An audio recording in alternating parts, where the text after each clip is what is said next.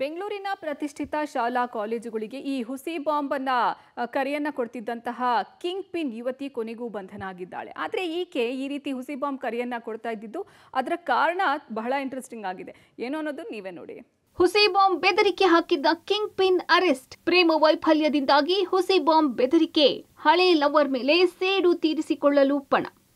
S, ಕಳೆದ 3-4 ವರ್ಷಗಳಿಂದ ಬೆಂಗಳೂರಿನ ಪ್ರತಿಷ್ಠಿತ ಶಾಲಾ ಕಾಲೇಜುಗಳಿಗೆ ಹುಸಿ ಬಾಂಬ್ ಬೆದರಿಕೆ ಹಾಕುತ್ತಿದ್ದ ಮಾಸ್ಟರ್ ಮೈಂಡ್ ಕಿಂಗ್ ಪಿನ್ ಯುವತಿಯನ್ನು ನಾರ್ತ್ ಸೆನ್ ಪೊಲೀಸರು ಬಂಧಿಸಿದ್ದಾರೆ.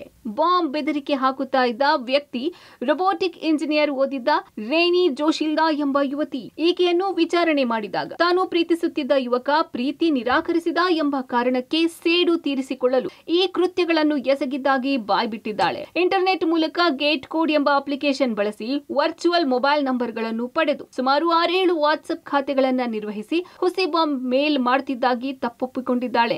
ಇನ್ನು ಈ ಹಿಂದೆ ಈಕೆ ಗುಜರಾತ್ ರಾಜ್ಯದ ಅನೇಕ ಸ್ಥಳಗಳಲ್ಲಿ ಬಾಂಬ್ ಇಟ್ಟಿರುವುದಾಗಿ ಇಮೇಲ್ ಮಾಡಿದ್ಲು. ಆಕೆಯನ್ನು ಈ ಹಿಂದೆಯೇ ಗುಜರಾತ್ ಪೊಲೀಸರು ಚೆನ್ನೈನಲ್ಲಿ ಬಂಧಿಸಿದ್ರು. ಈಗ ಗುಜರಾತ್ ಪೊಲೀಸರಿಂದ ಬಾಡಿ ವಾರೆಂಟ್ ಮೇಲೆ ಆರೋಪಿ ಮಹಿಳೆ ರೇನಿ ಜೋಶಿಲ್ದಾಳನ್ನ ಬೆಂಗಳೂರು ಪೊಲೀಸರು ಬಂಧಿಸಿದ್ದಾರೆ. ರೇನಿ ಜೋಶಿಲ್ದಾ ಚೆನ್ನೈನಲ್ಲಿ ಸಾಫ್ಟ್ವೇರ್ ಉದ್ಯೋಗಿಯಾಗಿದ್ಲು. ಆದ್ರೆ ಕಂಪನಿಯಲ್ಲಿ ಓರ್ವ ಸಹೋದ್ಯೋಗಿಯನ್ನ ಪ್ರೀತಿ ಮಾಡ್ತಿದ್ಲು. ಆ ಸಹೋದ್ಯೋಗಿ ಈಕೆಯ ಪ್ರೀತಿಯನ್ನ ತಿರಸ್ಕರಿಸಿ ಬೇರೊಬ್ಬರನ್ನ ವಿವಾಹ ಆಗಿದ್ದ. ಈ ಸಿಟ್ಟಿಗೆ ತನ್ನ ಒನ್ ಸೈಡ್ ಪ್ರೀತಿಯ ಲವರ್ ನನ್ನ ಕಾನೂನು ಸಂಕಷ್ಟದಲ್ಲಿ ಸಿಲುಕಿಸೋಕೆ ಆತನ ಹೆಸರಿನಲ್ಲೇ ಇಮೇಲ್ ಐಡಿ ಕ್ರಿಯೇಟ್ ಮಾಡಿ ಬಾಂಬ್ ಬೆದರಿಕೆ ಮೇಲ್ಗಳನ್ನ ಕಳಿಸ್ತಾ ಇದ್ಲು ಅಂತ ತಿಳಿದು ಬಂದಿದೆ. ಜೂನ್ 14ರಂದು ಬೆಂಗಳೂರಿನ ಕಲಾಸಿಪಾಳ್ಯ ವ್ಯಾಪ್ತಿಯ ಪಬ್ಲಿಕ್ ಶಾಲೆಯೊಂದಕ್ಕೆ ಇಮೇಲ್ ಮೂಲಕ ಬಾಂಬ್ ಬೆದರಿಕೆ ಸಂದೇಶ ಕಳುಹಿಸಲಾಗಿತ್ತು. ಈ ಕುರಿತು ಕಲಾಸಿಪಾಳ್ಯ ಪೊಲೀಸ್ ಠಾಣೆಯಲ್ಲಿ ಪ್ರಕರಣ ದಾಖಲಾಗಿದ್ದು, ನಗರ ಪೊಲೀಸ್ ಆಯುಕ್ತರ ಆದೇಶದ ಮೇರೆಗೆ ತನಿಖೆಯನ್ನು ಉತ್ತರ ವಿಭಾಗ ಸೈಬರ್ ಪೊಲೀಸ್ ಠಾಣೆಗೆ ವರ್ಗಾಯಿಸಲಾಗಿತ್ತು. ತನಿಖೆ ನಡೆಸಿದ ಪೊಲೀಸರಿಗೆ ಅಹಮದಾಬಾದ್ನ ನರೇಂದ್ರ ಮೋದಿ ಸ್ಟೇಡಿಯಂ ಬ್ಲಾಸ್ಟ್ ಮಾಡೋದಾಗಿ ಹುಸಿ ಬಾಂಬ್ ಮೇಲ್ ಮಾಡಿದ ಹಿನ್ನೆಲೆ ಅಹಮದಾಬಾದ್ ಜೈಲು ಸೇರಿದ್ಲು. ಈಕೆಯೇ ಸೂತ್ರಧಾರಿ ಅಂತ ತಿಳಿದು ಬಾಡಿ ವಾರೆಂಟ್ ಮೂಲಕ ಆರೋಪಿಯನ್ನ ಗುಜರಾತ್ನಿಂದ ಕರೆತಂದು ವಿಚಾರಣೆ ನಡೆಸಲಾಗಿದೆ. 40ಕ್ಕಿಂತ ಜಾಸ್ತಿ ಕೇಸಸ್ ಆಗಿದೆ. ಅದರಲ್ಲಿ ಸ್ಕೂಲ್, ಪ್ರತಿಷ್ಠಿತ ಆಫೀಸ್ ಬಾಂಬ್ ಥ್ರೆಟ್ ಬಂದಿತ್ತು. ಇದರಲ್ಲಿ ನಾವು joint commissioner west under team ರಚನೆ ಮಾಡಿದ್ದೀವಿ.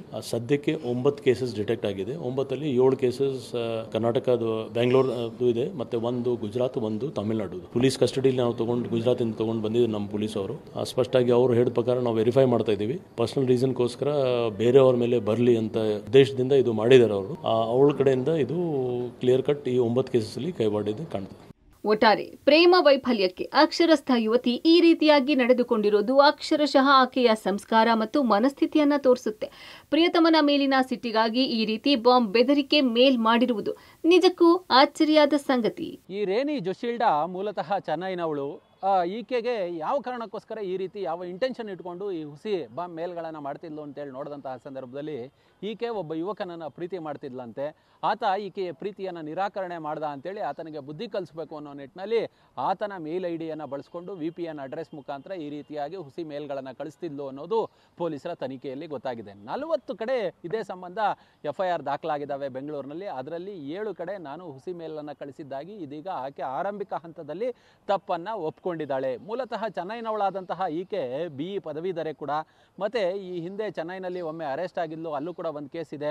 ಗುಜರಾತ್ನ ನರೇಂದ್ರ ಮೋದಿ ಸ್ಟೇಡಿಯಂ ಏನಿದೆ ಅಹಮದಾಬಾದ್ನ ಸ್ಟೇಡಿಯಮನ್ನು ಸ್ಫೋಟ ಮಾಡೋದಾಗಿ ಇದೇ ರೀತಿಯಾಗಿ ಹುಸಿ ಮೇಲನ್ನು ಹಾಕಿದ್ಲು. ಆಗ ಅಹಮದಾಬಾದ್ ಪೊಲೀಸರು ಈಕೆಯನ್ನು ಅರೆಸ್ಟ್ ಮಾಡಿ ಜೈಲ್ಗಟ್ಟಿದ್ರು. ಇದೀಗ ಬೆಂಗಳೂರಿನ ನಾರ್ತ್ ಸೆನ್ ಪೊಲೀಸರು ಆಕೆಯನ್ನು ಅಲ್ಲಿ ಬಾಡಿ ವಾರೆಂಟ್ ಮೇಲೆ ವಶಕ್ಕೆ ಪಡೆದುಕೊಂಡು ಇದೀಗ ಬೆಂಗಳೂರಿಗೆ ಕರೆತಂದು ವಿಚಾರಣೆಯನ್ನು ನಡೆಸುವ ಕೆಲಸವನ್ನು ಮಾಡ್ತಿದ್ದಾರೆ. ಈ 40 FIRಗಳಲ್ಲಿ 40 ಕಡೆ ಹುಸಿ ಮೇಲ್ ಕರೆ ಏನು ಬಂದಿತ್ತು, ಮೇಲೇನು ಬಂದಿತ್ತು, ಅದರ ಸಂಬಂಧ ಈಕೆಯ ರೋಲ್ ಎಷ್ಟಿದೆ ಅನ್ನೋ ಮಟ್ಟಿಗೆ ಇದೀಗ ಪರಿಶೀಲನೆಯನ್ನು ನಡೆಸುವ, ಆಕೆಯನ್ನು ವಿಚಾರಣೆಗೆ ಒಳಪಡಿಸುವ ಕೆಲಸವನ್ನು ಪೊಲೀಸರು ಮಾಡ್ತಿದ್ದಾರೆ. ಕ್ಯಾಮ್ರಾ ಪರ್ಸನ್ ಹನುಮಂತು ಜೊತೆ ನರಸಿಂಹಮೂರ್ತಿ, ಪಬ್ಲಿಕ್ ಟಿವಿ.